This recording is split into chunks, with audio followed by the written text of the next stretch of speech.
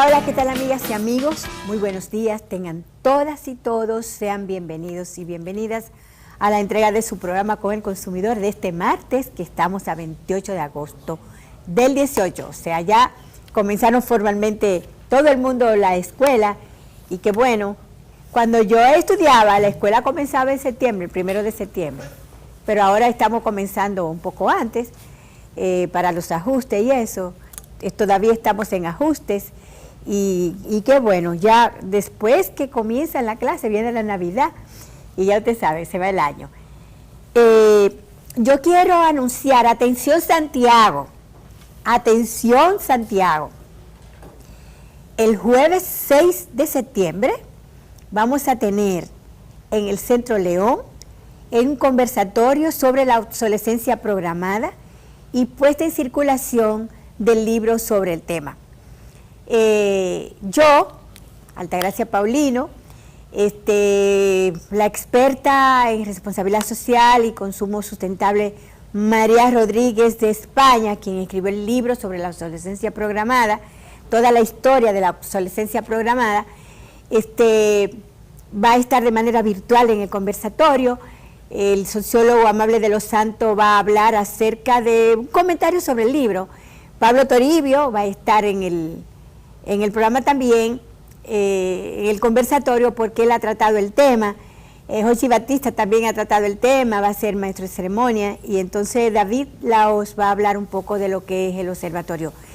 Hicimos ese evento en la librería Cuesta, aquí en la capital, fue un éxito total. Yo espero que los santiagueros se interesen por el tema, porque es un tema de vanguardia, es un tema viejo, pero es un tema nuevo, de vanguardia. Yo quiero que en la boca de todos estén los temas nuevos. Yo recuerdo que en el año 99, cuando nadie sabía lo que era alimentos transgénicos, nosotros desde este programa empezamos a hablar sobre lo que eran los alimentos genéticamente modificados, los transgénicos, y logramos inclusive para el 2005, cuando se aprobó la ley del consumidor, en el artículo 74 de la ley, hay un artículo que habla del principio de precaución con el tema de los alimentos genéticamente modificados. Ayer me llegó una información de cantidad de alimentos para niños que están contaminados con glifosato. El glifosato tiene nombres distintos en diferentes países. Por ejemplo, aquí se llama Gramazán, eso se lo echa a los campesinos de manera indiscriminada, porque ya no se quita la hierba mala ya no se quita con un machete, como cuando mi papá, que era agricultor, lo hacía, sino que ahora le echan ese químico. Esos químicos van al río, contaminan las cosas que te vas a comer, y hay una serie de cánceres. O sea, una de las alertas que salen en los alimentos, que es una lista grande, es que tienen elementos cancerígenos, y es precisamente por eso, por las fumigaciones. Monsanto está demandada por muchos millones de dólares en Estados Unidos, porque un señor de 40 años desarrolló cáncer en la piel y lo atribuye a todo el tiempo que estuvo manejándose con el glifosato. El glifosato está prohibido en Europa, el glifosato se usa aquí, los campesinos como si nada, y tú ves gente, familia por ejemplo, yo conozco 2 casos de familia que no hay ningún cáncer, y han aparecido 2 miembros con leucemia de la mala que se mueren a los 2 meses. O sea, oiga, la pandemia de cáncer tiene que ver necesariamente con algo que estamos manejando mal los seres humanos. Entonces yo creo que cuando hablamos del principio de precaución en los transgénicos, que no se había superado, estamos hablando del 99, hace casi 20 años, por eso estamos hablando de la obsolescencia programada hoy día, porque realmente el crecimiento demográfico, la gran contaminación ha generado el cambio climático que estamos nosotros mismos construyendo la desaparición de nosotros mismos en el planeta. Entonces sería interesante conocer de eso. Precisamente hoy en nuestro programa tenemos el honor, el placer de tener con nosotros a uno de nuestros científicos, biólogo Sisto Inchaustegui, dedicado a la investigación. La amenaza de la fauna en nuestro territorio con el cambio climático, con el calentamiento global, con todo lo que estamos viendo, temperaturas extremas. En Europa han muerto gente del calor y en Sudamérica de frío, o sea, todo ese tipo de cosas que la estamos un poco provocando nosotros. Entonces, cuando yo hablaba ahorita de todos los alimentos contaminados con glifosato, que aparece, vino de Estados Unidos la información, hay una cosa que se llama análisis de riesgo en los alimentos y en los medicamentos también. Si eso no ha sido superado, que eso tiene que durar como 20 años en prueba, usted no lo puede lanzar al mercado. Precisamente yo asistiré hoy a un curso de 3 días sobre análisis de riesgo en los alimentos, que lo auspicia el CONCA, que es el Códex Alimentarios de la República Dominicana, de que formamos parte desde que se formó casi. Y entonces eso es importante que se sepa todo esto, porque a veces tenemos las leyes, tenemos reglamentos y no lo conocemos y no podemos hacer uso de los instrumentos legales para reclamar. La población, con una constitución como la que tiene, que es muy buena, la gente dice, no, eso lo hizo Leonel, no. La Constitución de la República Dominicana es buenísima, se lo dice. Yo soy abogada, estudié Derecho y soy estudiosa de las constituciones,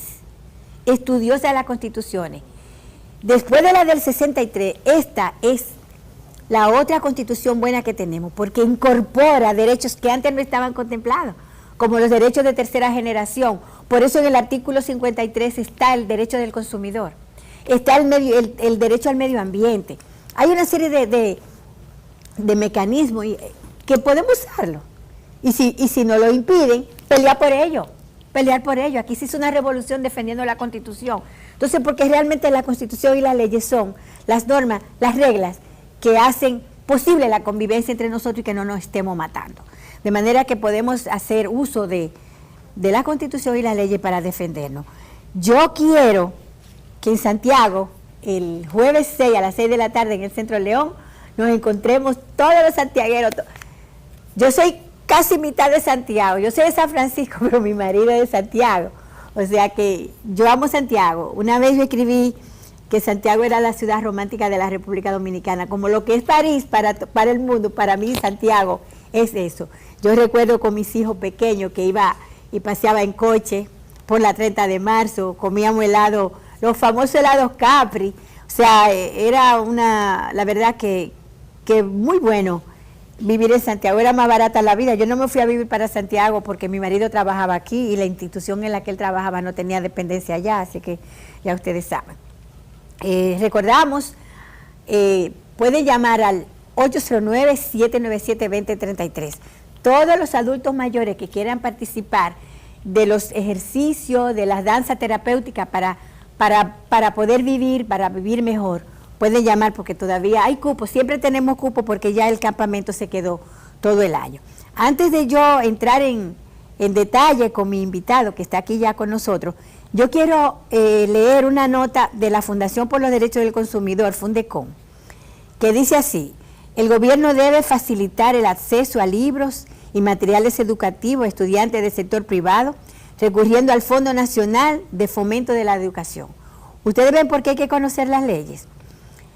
El fondo, o sea, dice Fundecon que existe el Fondo Nacional de Fomento a la Educación, que está previsto en el artículo 201 de la Ley 6697 de Educación, de fecha 15 de abril del año 1997, para paliar un poco la situación por la que atraviesan los padres de los estudiantes, sobre todo el sector privado, para obtener los costosos libros que le asignan de acuerdo a los grados en que se encuentren.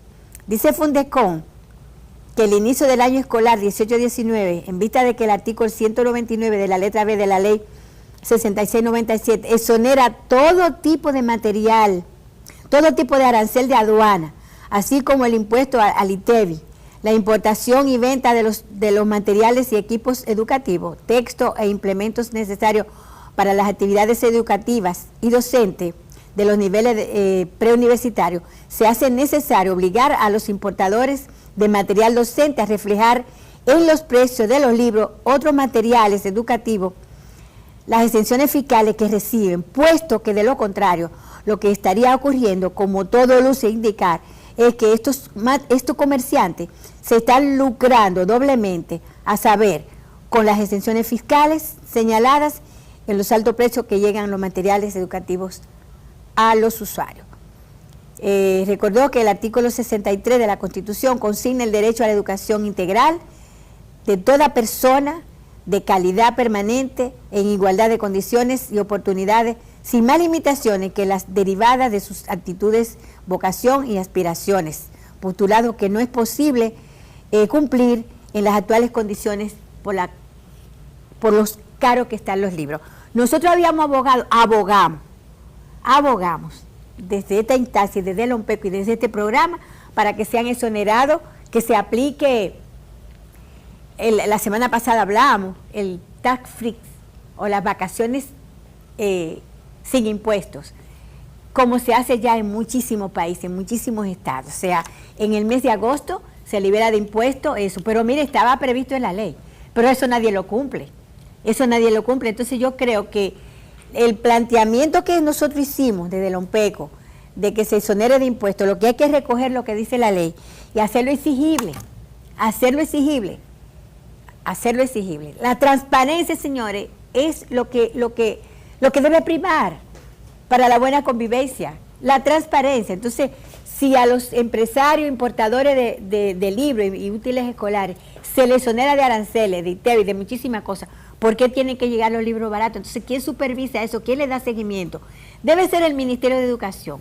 Y en última instancia, como defensora de los derechos de la gente, Proconsumidor. Cuando yo estaba en Proconsumidor, cuando intentaron subir los colegios, nosotros nos involucramos, porque entendíamos que eso era ilegal.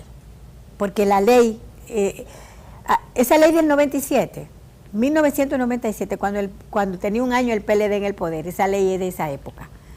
Y sin embargo no se cumple. Entonces, ¿para qué tenemos ley y para qué tenemos constitución si no se cumple? Entonces yo creo que un desafío de la población dominicana, de la sociedad dominicana, es precisamente hacer que se cumplan las leyes, porque si no, vamos a vivir en un caos.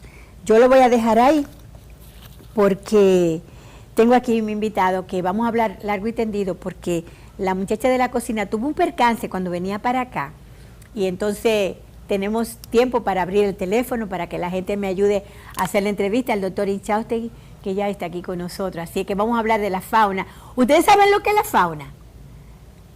Bueno, sabemos lo que es la fauna y la flora. Son dos elementos vitales en los ecosistemas. La flora tiene que ver con los árboles, con las plantas, y la fauna tiene que ver con la vida silvestre, con las hormigas, con los elefantes, con todo, con nosotros. Nosotros somos parte de la fauna. De manera que hay un vínculo estrechísimo entre la fauna y la flora. La fauna no puede vivir sin la flora. Yo pienso que la flora puede vivir sin la fauna, pero nosotros, eso lo vamos a ver ahorita con el científico, pero nosotros, de verdad, la fauna, es difícil que vivamos sin la flora. Vamos a verlo ahorita en nuestra entrevista de hoy. Regresamos.